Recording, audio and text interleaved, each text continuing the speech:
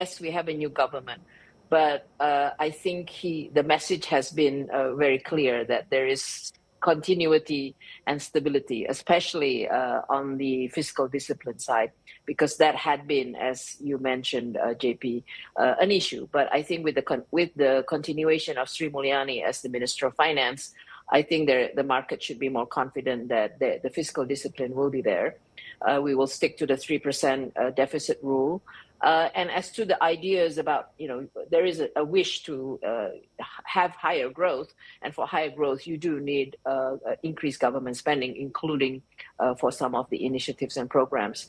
So is it through increasing debt, or is it more, hopefully, through increasing revenue collection, which is one of the president's targets? And if you hear the last few days, the emphasis that he has placed, including in the retreat with the potential cabinet ministers just yesterday, the emphasis on effective spending. Okay, so I think hopefully this will be the trend moving forward. In terms of the growth outlook, I think a lot of questions about the 8% number, but I think he has now not really backed off from the 8% number, but to say this is the high target.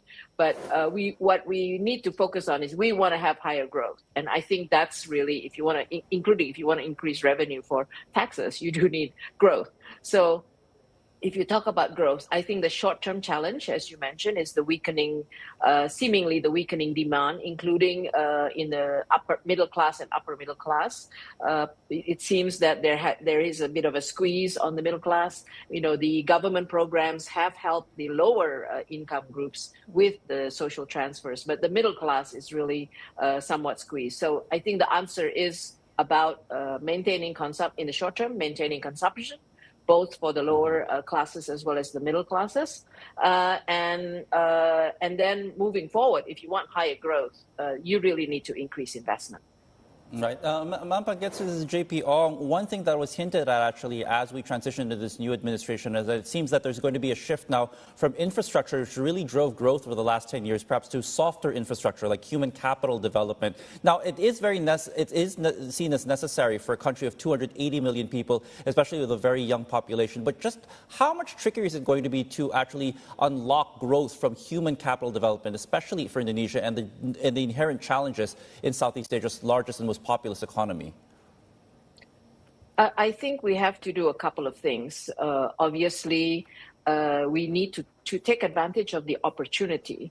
There's this opportunity of diversification and reshaping of the global value chain. There is shifting even on the labor-intensive sectors, like what's happening in Bangladesh, Sri Lanka, and even Myanmar, which had been potential places for labor-intensive exports, can still also be for Indonesia. We still have the advantage of the labor-intensive exports. So I think that's one aspect of the human capital. But we also know that we have the issue of low productivity, which does mean you have to invest in the human capital. And I think there has to be a short-term and a medium-term solution. In the short term, there has to be an upskilling, both on the labor-intensive side, as well as potentially in the modern services, the digital-based services, as well as higher levels of manufacturing, especially if you want to be part of the reshaping of the global value chain. So there should be a short-term acceleration of the skills, upskilling of the skills, and then the medium term, obviously, is the education. And I think there is a wish or an intention to improve on the vocational schools. And if you look at his nutritious school meal program, as well as what he's calling Sekolah Unggulan, or what I suppose in the US is called magnet schools program. But that will take time. So I think in the short term, you really need to upskill and focus on the skills that are needed. And this will need very much coordination with the investment program that you want to be pursuing.